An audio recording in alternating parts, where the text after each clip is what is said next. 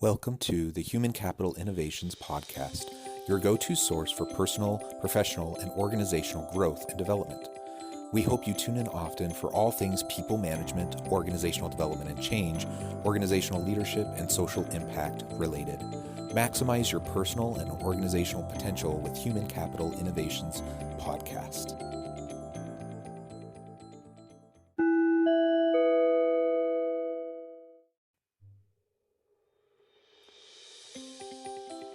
Welcome to the Human Capital Innovations Podcast. In this HCI podcast episode, I talk with Regina G. Hansen about Black Lives Matter and our responsibilities as individuals and organizational leaders in this moment.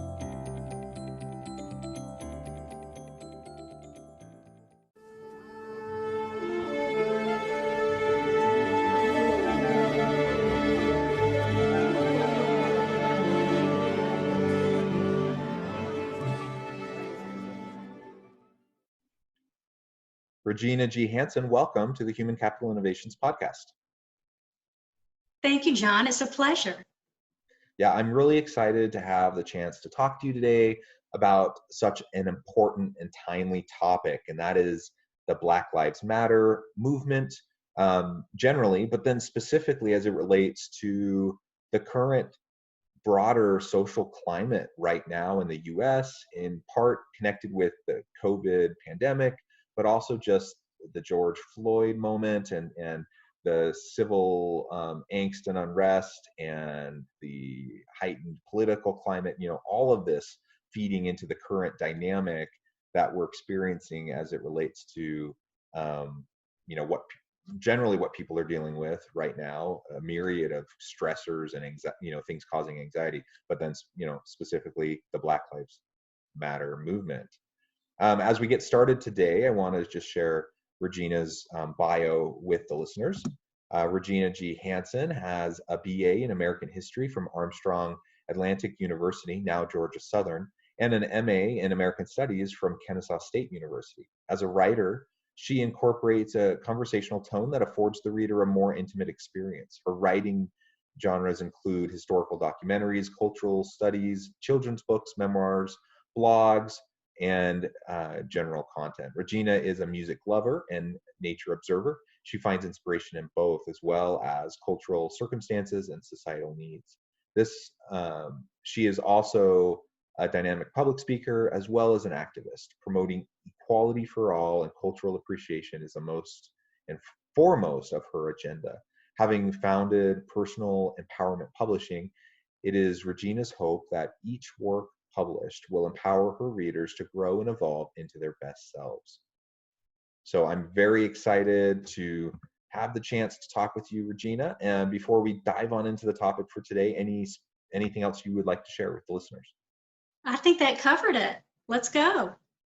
Okay, cool. Well, maybe the first thing we can really start with is if you can provide a little bit of context for your recent book, your racism memoir, on race relations and in connection with the Black Lives Matter movement.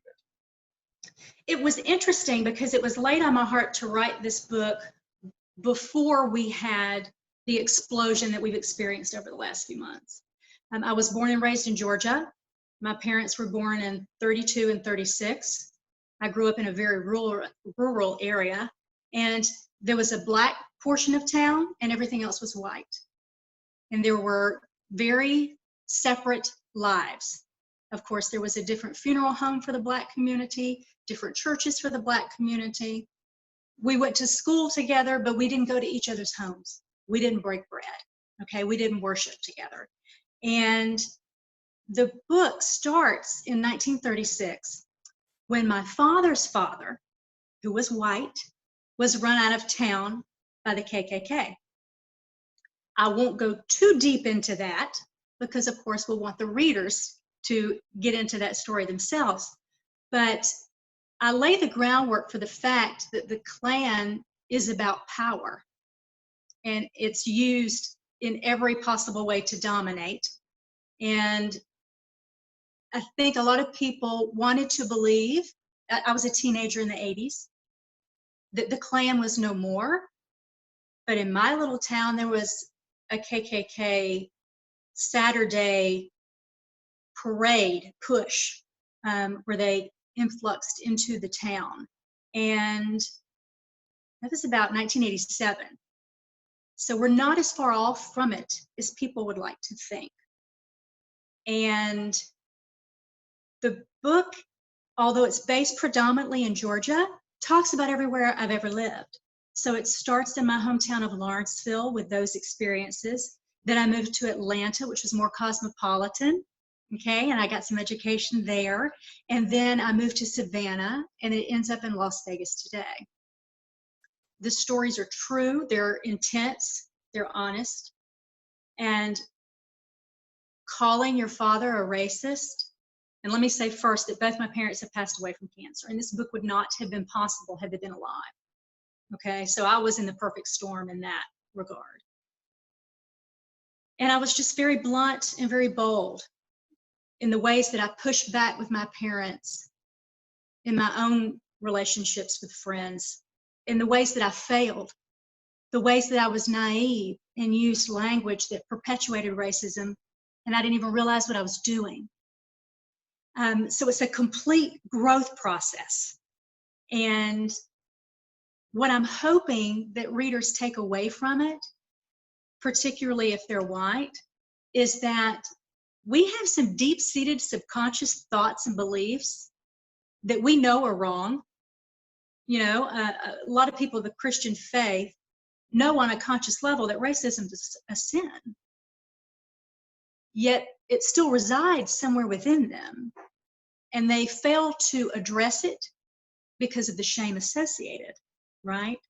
So I'm hoping to encourage people to self-analyze, to find a Black friend, and not a token Black friend, a genuine Black friend, and open up your heart and mind, because your life's going to be enriched, right?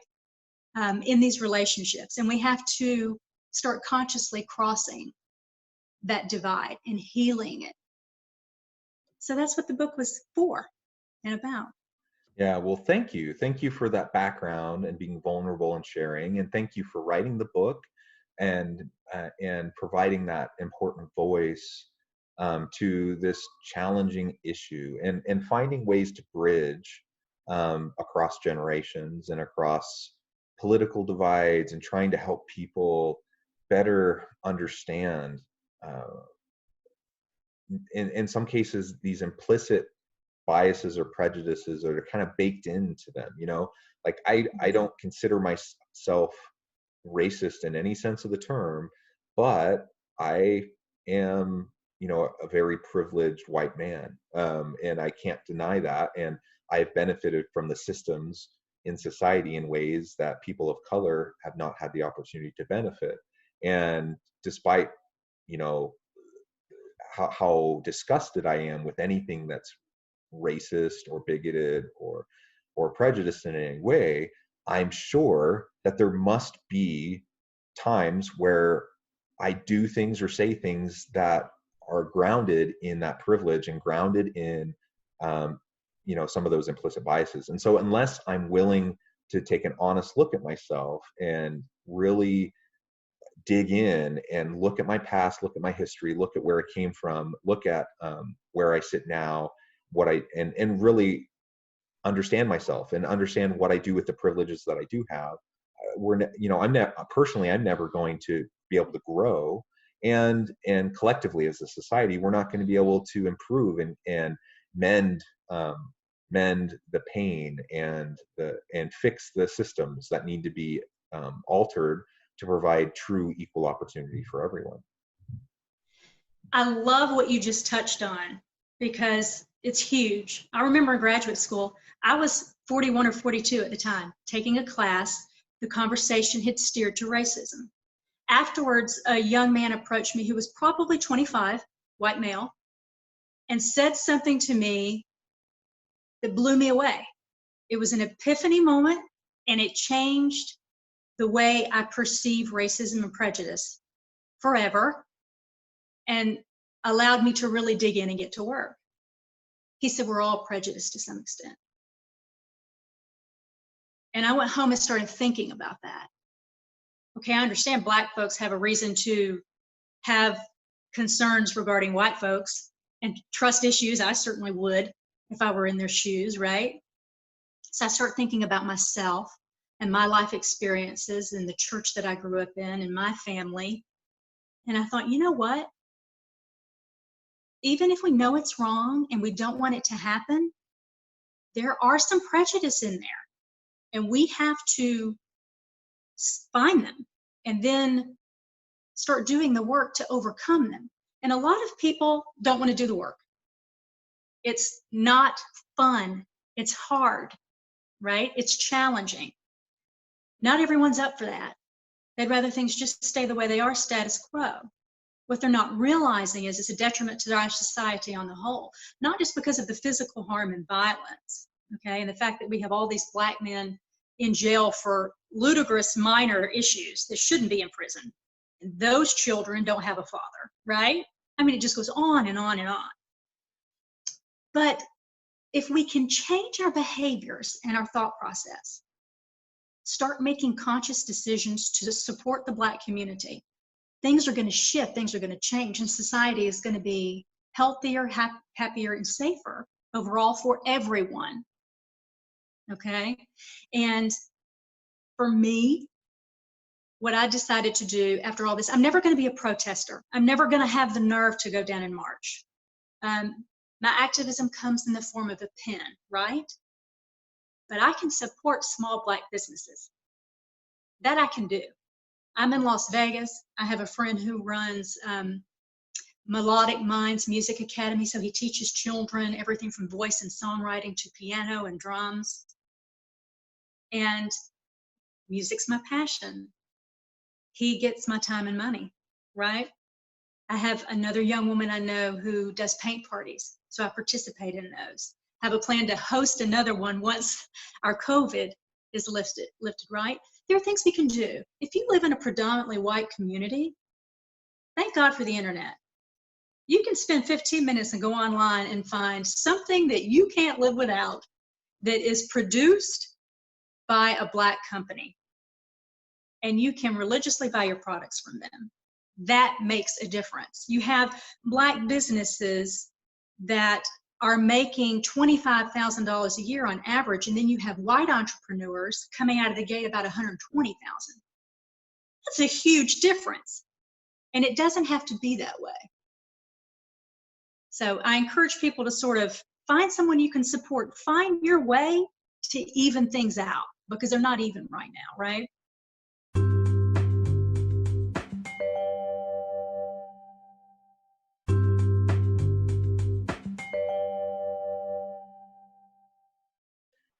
That's right. They're not, and I think it's finding our way to contribute to the movement. For some, that might be marching. For some, that might be other forms of activism. For some, that might be economic support, as you mentioned. So there's lots of different approaches, and it's also recognizing, you know, the systemic problems that need to be addressed, and talking to your uh, representatives in government, um, to try to push reform.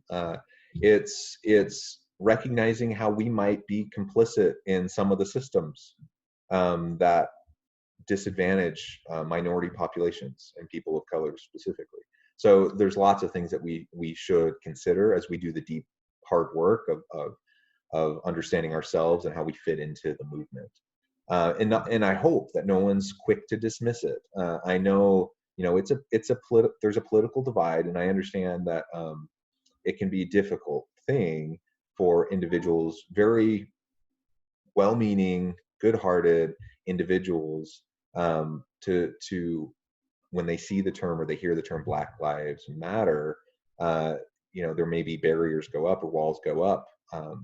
And it's not about labels. It's not about, you know, throwing out names and calling people racist to shame them specifically. Like, we all have prejudice. We all have bias. So just recognizing that, and recognizing that what Black Lives Matter is all about is not putting people of color above and saying their lives matter and no one else's does. It's saying that the system has has disproportionately negatively impacted, particularly people of color. And so that's why we need to focus on systemic racism and systemic issues to try to balance things and create more opportunity. So I hope everyone can really consider that. And I think it's important not just for us as individuals or as members of communities, but it's important for organizations to do the same. So if I'm an organizational leader and I have a team and I'm leading in this moment, not only am I dealing with COVID and all of the difficulties around that, but I need to find productive ways to have conversations, meaningful and constructive conversations around this moment. Most likely, I will employ people of color. I will have employees that are connected with the movement in some way.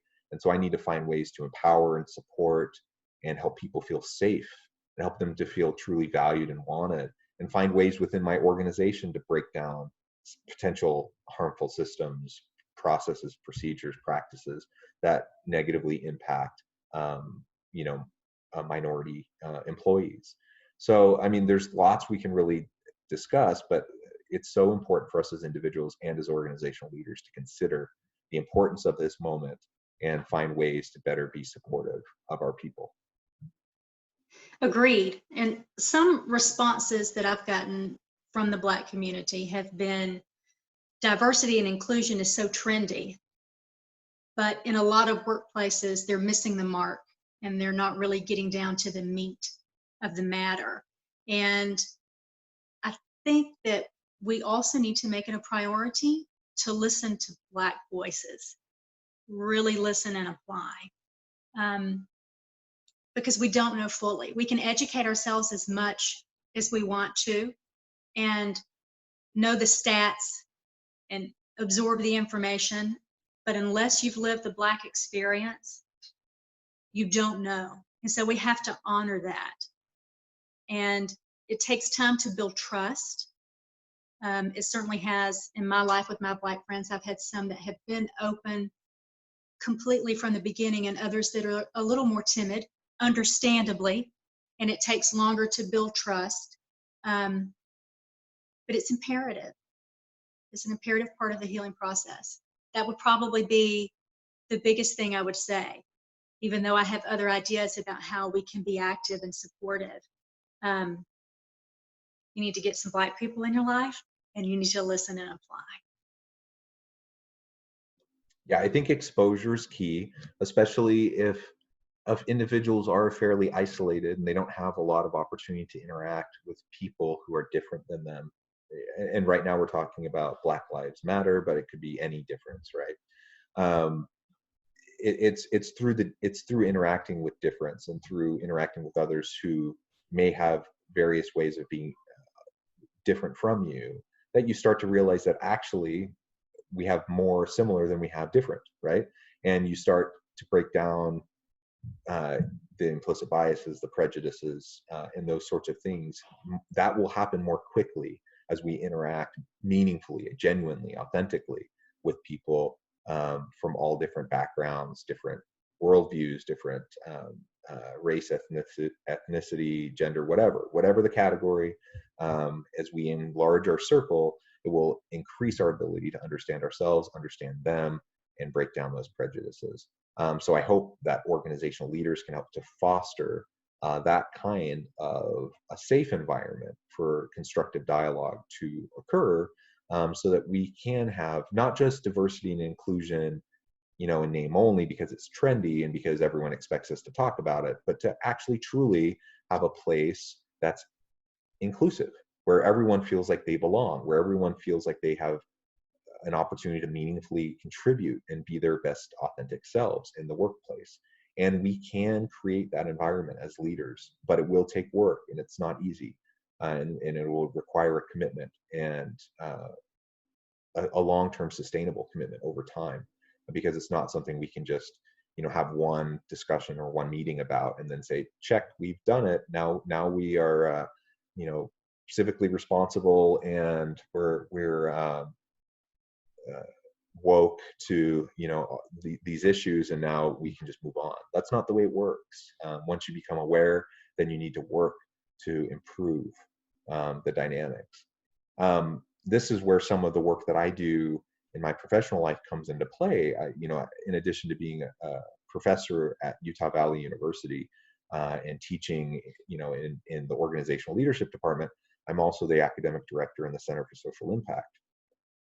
And in the center, one of the things that we focus on, there's all sorts of different social issues, political issues, environmental issues, challenges, right, facing communities and society at large. So we have different initiatives looking at different issues.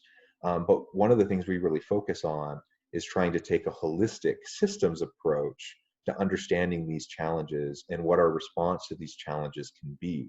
So rather than just saying, I'm going to focus on public policy is important. That shapes a lot of the social problems that we have. But public policy alone won't solve the problem. Direct service won't solve the problem. Corporate social responsibility is another area. That's super important. How do we leverage existing economic systems, and how do we leverage corporate power and corporate influence to impact these various social issues, social problems, and the surrounding dynamics, and on and on and on. So we have this framework to try to understand the entire system of these social problems, and recognizing that, yes, public policy is important. Yes, philanthropy is important. Yes, service is important. Yes, social corporate responsibility is important. All of these things are important, but it's only when they're done in tandem together in a collaborative, concerted effort that we can start to see meaningful movement and change, to have healthier communities. And so I think for the average listener who may not be super enmeshed into this kind of social impact world, or the Black Lives Matter movement specifically, you're all involved in organizations. You're all involved in leadership roles in one capacity or another. And as a strategic leader, trying to understand how to empower and bring out the best, the potential of your people, your employees, it's important that we consider things in a systemic way, that we try to eliminate and diminish systemic issues and challenges, and that we truly create a workplace culture of true inclusion, where everyone truly is valued, and everyone has a opportunity to be authentic and meaningfully contribute. That's what we're shooting for. I know that's what your book is aiming for. And it's only as we have these difficult conversations that we can start to bridge the divide, and that we can start to heal some of the pain that is out there in our communities. I'm with you 100%. And I loved what you just touched on. It's really important that we give ourselves permission to grow through this. I penned a mini poem about 10 years ago, and it says, "We live and learn and grow as we go, and sometimes our tears water our soul." If we can just allow ourselves the room, the capacity to go in and cut the ties that bind our soul, okay? To change our mind, to allow ourselves that opportunity for growth and evolvement, our society is going to be so much richer. Spiritually, economically, health-wise, you have to cut away that hate and that disdain and that underlying resentment to come together and take this country back to where it needs to be, right?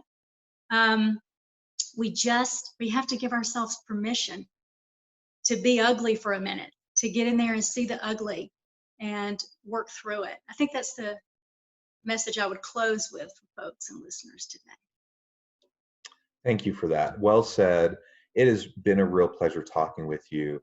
Before we close today, I do want to give listeners a chance to know how they can get connected with you, learn more about what you're up to, find your book, and find ways to interact with you. Thank you for that.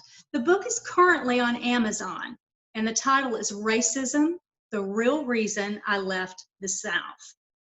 I am actually almost done with my website, and all of my books will be on the website. There'll be a hard copy and a paperback copy, an audio, and an ebook.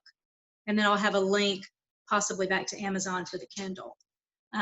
So you can get the book on Amazon today. In a few weeks, you'll be able to tap into personalempowermentpublishing.com for that work as well as others.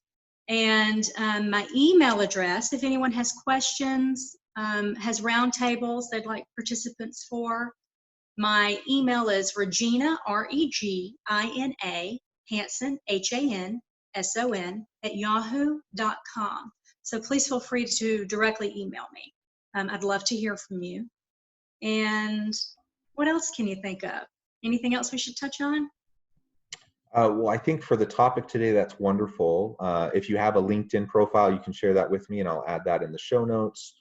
I will. Anything else like that, I would really encourage my listeners to reach out to Regina, check out her book, and start the process of doing the hard work of really self-examination and organizational, institutional examination, and things that we need to do to make a difference.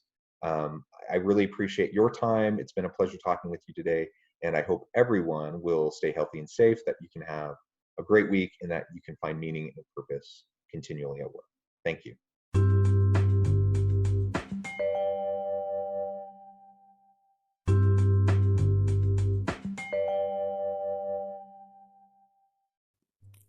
Thanks again for joining us for this episode of the Human Capital Innovations Podcast. I hope you stay healthy and safe and that you have a great week.